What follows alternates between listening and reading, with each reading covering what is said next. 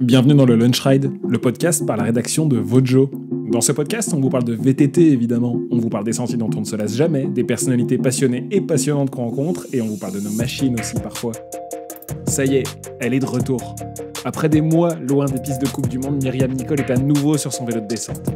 J'ai eu la chance de pouvoir m'asseoir avec la pilote française juste avant le début de la saison 2024.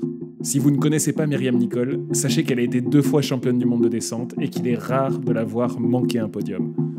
Myriam était déjà passée dans le Lunch Ride il y a quelques années, mais j'ai saisi l'occasion de revenir avec elle sur une année qui a été difficile. À la suite d'une chute, Myriam est victime d'une commotion cérébrale, et là, tout ça son jeu. La pilote commensale a du mal à voir le bout du tunnel, et c'est une année très difficile qui commence. Myriam nous raconte comment elle a vécu des mois dans l'incertitude, loin de son vélo, avec la sensation d'avoir la tête prise dans un étau. Aujourd'hui, ça va mieux. Malgré une blessure au pouce qui traîne encore un petit peu, elle nous raconte comment, avec la force et le mental qu'on connaît aux athlètes de haut niveau, elle retrouve son vélo et la compétition. Pendant des mois, elle a appris beaucoup et elle essaye de ne pas brûler les étapes. Mais on a parlé d'autre chose que de blessures, heureusement. On a parlé des voyages qui ont permis à Myriam de découvrir de beaux endroits, de découvrir de nouveaux spots et de prendre le pouls d'une nouvelle génération d'athlètes qui va changer la donne. On parle aussi de son équipe de descente et de la logistique qui se cache derrière tous les pilotes. On parle aussi de la Coupe du Monde et des difficultés qu'il y a à se fédérer entre les athlètes pour échanger avec les organisateurs. Cet épisode est le dernier d'une série de 3 podcasts enregistrés au Oakley Sphera Hub pour le lancement de la lunette Sphera. Ça a été l'occasion de parler des choix de masques que Myriam peut faire avant de se lancer sur une course. On avait beaucoup de monde autour de nous, la qualité audio est un peu dégradée, je m'en excuse.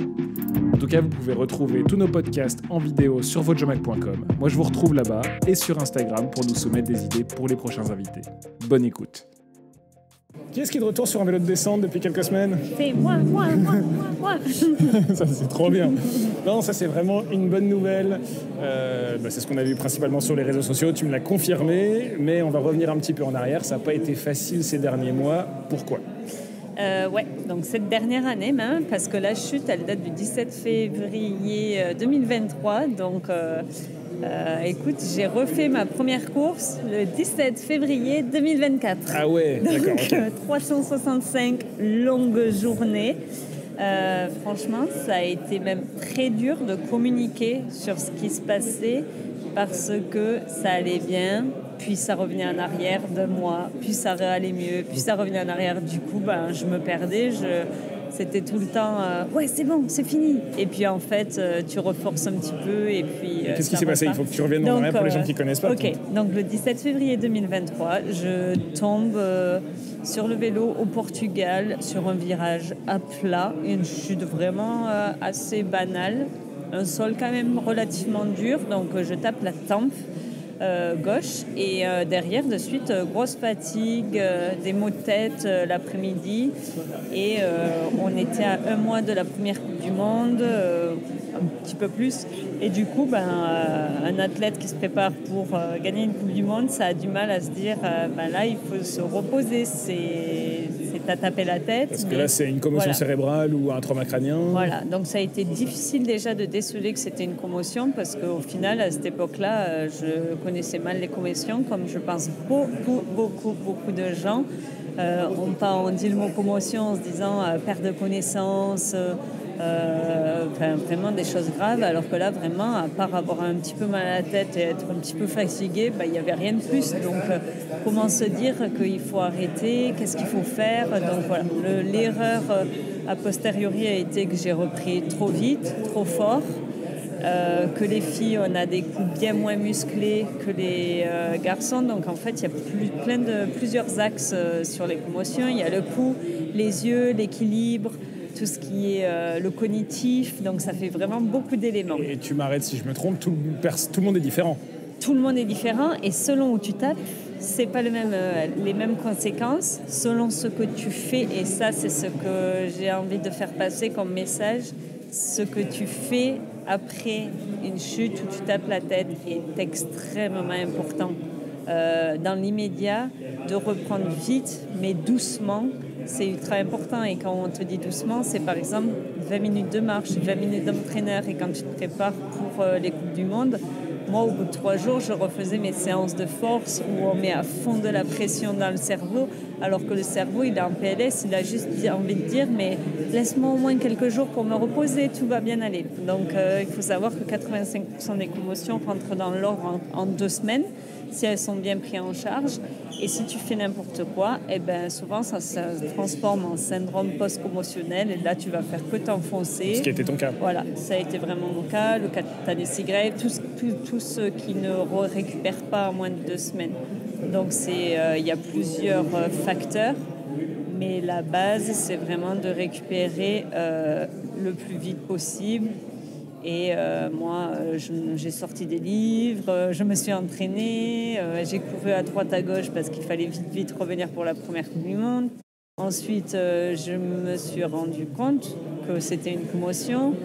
Donc, tu cherches en tant qu'athlète. Moi, j'ai fait des études de kiné. Donc, un os, un ligament, j'ai envie que ça soit vite. Je sais quelle action mettre en place.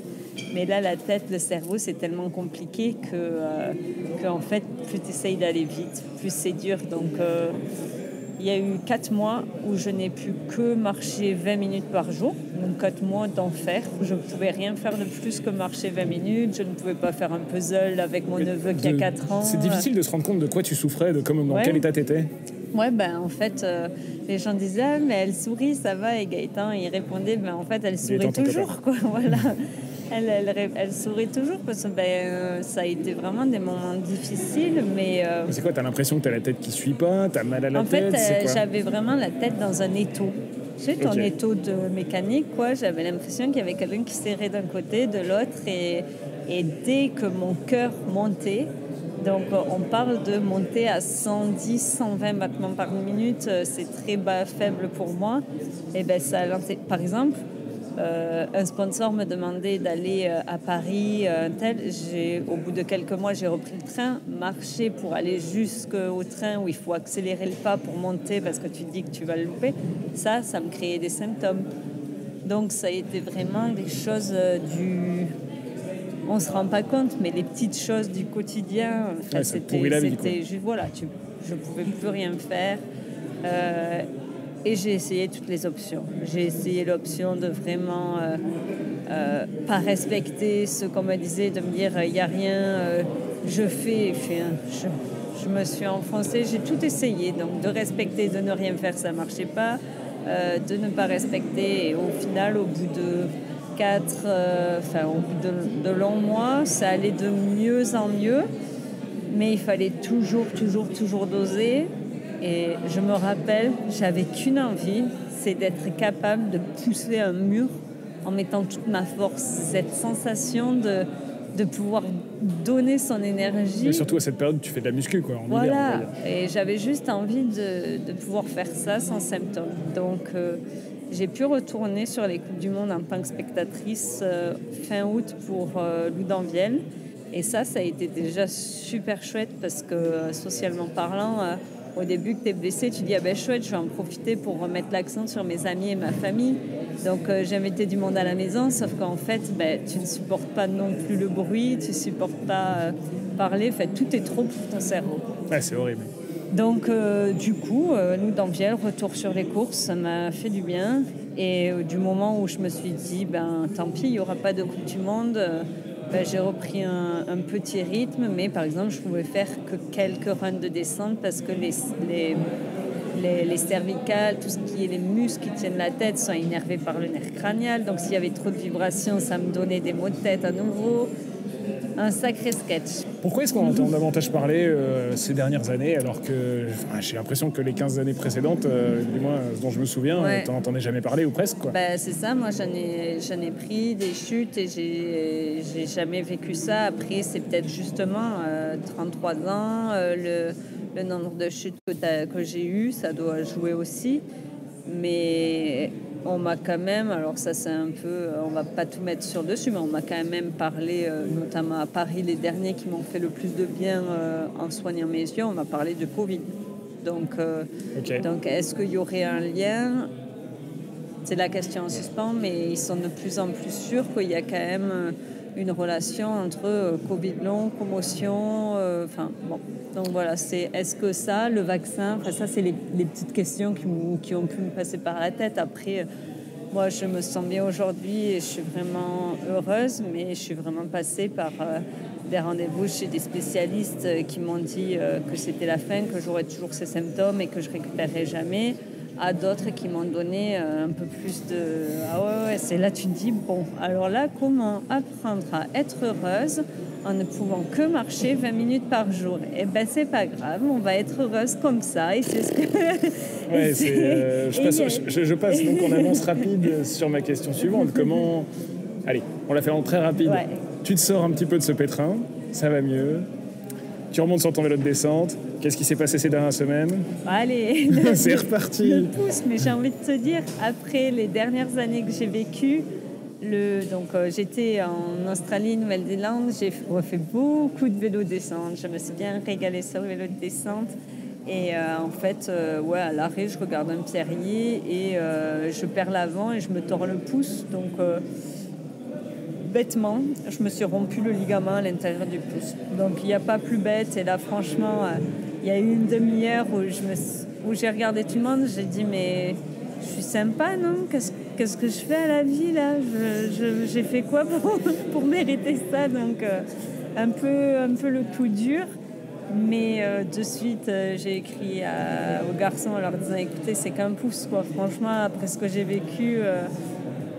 c'est un moyen là de me faire refaire des bases parce qu'au final, depuis le mois de janvier, j'ai repris les camps d'entraînement avec le team et j'ai loupé un peu des étapes quand même, un mois d'arrêt et puis là je reviens en mode, je suis allée à la course en Australie, trop contente de refaire un podium, mais je râlais quand même d'être trop loin parce que j'étais à 13 secondes et que j'étais que 3e, donc je pense qu'il y a eu un petit...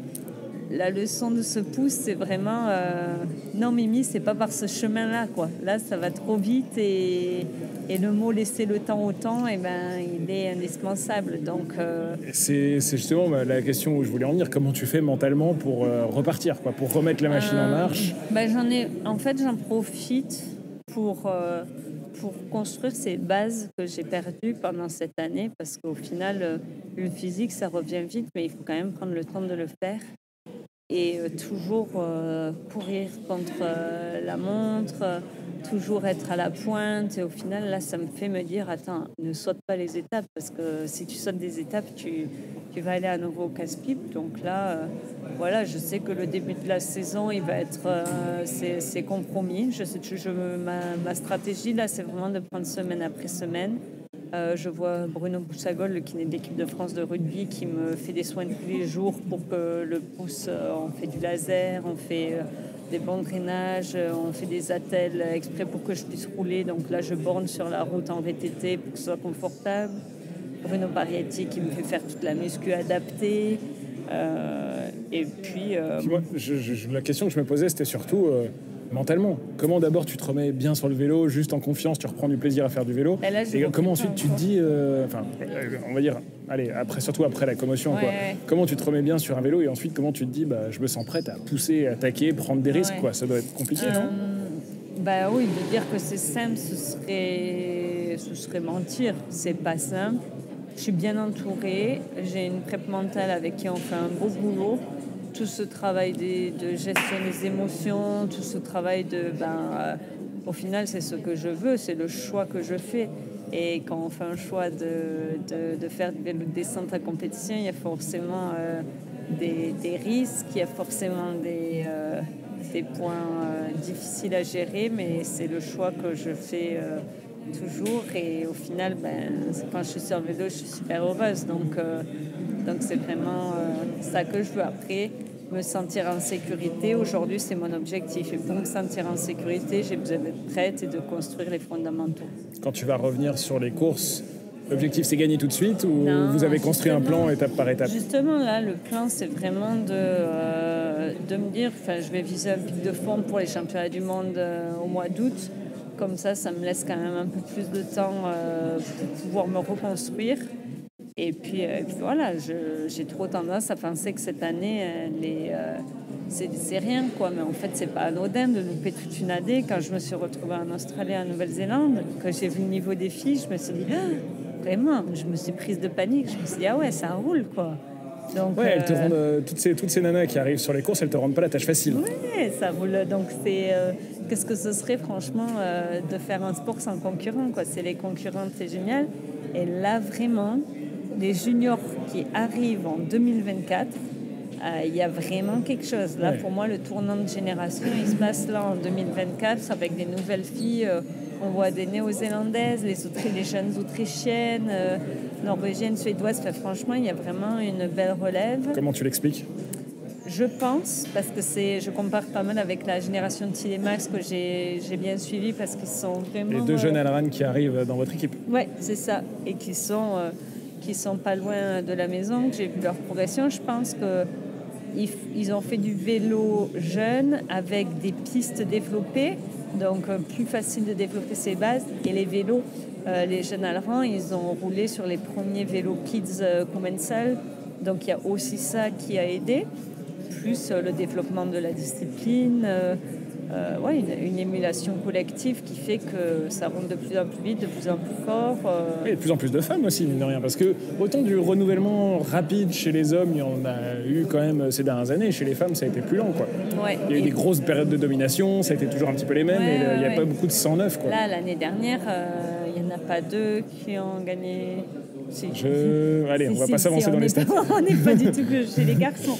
Mais je veux dire, ça a vraiment tourné, quoi. Ouais. Ça a tourné. On avait Bali, bien sûr, qui dominait, mais je trouve qu'il y a quand même eu du roulement. Et puis, les femmes, j'ai envie de te dire, que ce soit dans la compète ou même les bikettes d'Annecy, quoi. Les bikettes d'Annecy, il y en a de plus en plus. Donc, j'ai envie de te dire que c'est un peu... tu vois plus de filles sur les vélos partout, quoi. Là, pareil, en Australie, trop chouette. Quoi, qu'est-ce que tu as fait justement ? Parce que tu as pris du temps pour toi en Australie, en Nouvelle-Zélande, tu étais là aussi pour le boulot et être avec le team, mais tu en as profité pour faire quoi ? Qu'est-ce que tu as vu là-bas ? Eh ben, on est allé visiter Darko. Donc, votre sponsor vêtements. Voilà. On est allé visiter Darko, on a visité Sydney, on a roulé un peu les trails les locales. On était logés chez les Archers et je t'encourage à aller voir la page Instagram de Benson qui, à 9 ans, fait Cram Apple à Whistler, Dream en Nouvelle-Zélande. Donc tu te dis, ah ouais, quoi, ça roule. C'est l'autre bout de la planète, le vélo, ils le font comme nous, ils aiment les mêmes trucs que nous ou c'est différent ? Ils sont plus cool. Ils le font vraiment en mode relax, cool, chemise à fleurs. Non, vraiment, il y a une super bonne vibe. Et on est allé participer au Thredbo Festival, au Cannonball Festival à Thredbo. Et c'était vraiment une belle expérience. Alors, une piste, franchement, on recommençait avec une piste de 6 minutes. La compète avec une bonne partie en bureau, c'était chaud. Mais une super bonne vibes avec des familles, des enfants. Et là, beaucoup de filles qui roulent. Donc, c'était un beau partage, ce road trip.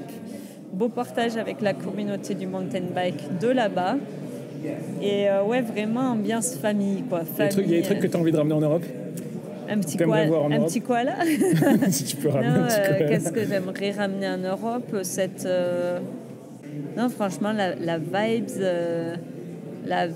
vraiment qu'il y avait, c'était chouette. Après, en France, on a aussi une belle famille du mountain bike, mais le soleil en hiver, c'est quelque chose que j'aimerais ramener en Europe.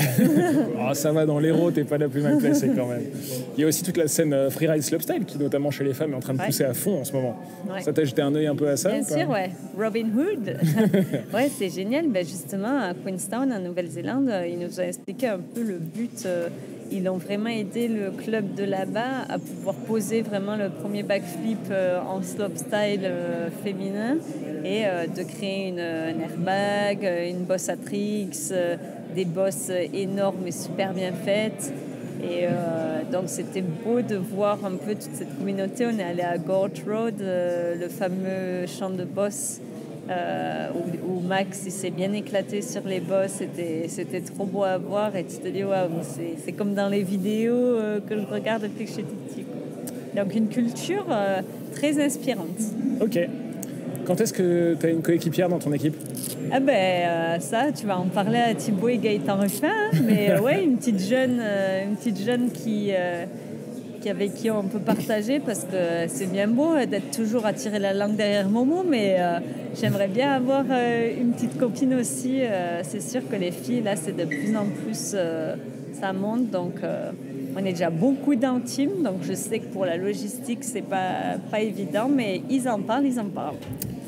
Je crois que la première fois que j'ai vu les Ready in Action, qui s'appelait comme ça à l'époque, qui s'appelle toujours un petit peu comme ça, c'était un camping-car et puis il devait y avoir 4 ou 5 personnes. Vous êtes combien aujourd'hui sous la tente du team? Eh bien, sur les courses, on est entre 15 et 20. Hein. Ouais, ça commence à faire un peu de monde. 15 et 20, donc... Et ça grossit quand même ces 2 dernières années. Ouais, ça grossit. Pour 2025, ils prévoient encore plus de grossir. Le HQ à Saint-Étienne-de-Cuines mérite d'être visité. La visite guidée est à 16h tous les samedis du mois. Et le samedi prochain, on est là. Non, plus sérieusement, on sait qu'il y a des mécaniciens, évidemment. On sait qu'il y a les team managers, mais c'est à quoi servent les nouvelles personnes qui arrivent? Alors, si tu veux, il y a Gaëtan Donna qui s'occupe de toute la logistique à l'atelier. Ensuite, il y a des mécanos, Thomas, Johan, Jérôme, Alexis, Maxime. Il y a les physios, caméraman, photographe, cuisinière. Cuisinière, ça arrive plus récemment aussi, ça. Ouais, Sabrina, qu'on a eu toute l'année dernière et qui là nous accompagne sur tous les camps d'entraînement. Donc, autant te dire que c'est le grand luxe, mais quand tu voyages à autant, que tout le monde mette le petit coup de cuillère dans la casserole pour remuer, c'est un peu compliqué. Donc, on a Sabrina qui s'occupe de nous et qui nous fait des bons petits plats. Ça te plaît d'avoir tout ce staff? C'est agréable ou ça met la pression et parfois tu te dis ouais, j'aimerais bien être toute seule avec juste un mécano? Non, franchement, c'est un confort ultime. Mais oui, je peux le recevoir, ouais. Le ressentir, ça, surtout après une année comme l'année dernière. La peur de décevoir les gens qui se donnent autant, c'est quelque chose qui a été difficile à gérer, quoi. Tout le monde se plie en quatre pour les pilotes.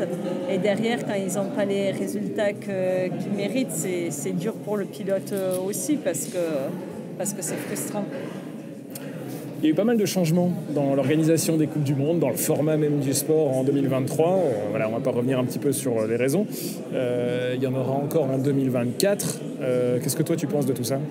Je pense qu'il y a du bien, du pas bien. Je pense qu'il faut laisser le temps à cette nouvelle organisation de se faire, que c'est sûr et que c'est certain, c'est très élitiste. Donc j'espère que le vide de Coupe du Monde pour tous les privateurs, tous les jeunes montants va se développer, qu'il va y avoir par exemple un circuit européen qui va grandir, parce que sinon ça va faire vraiment les 4 Coupes de France et le circuit mondial inaccessible. Donc j'espère que le vide au milieu va se combler.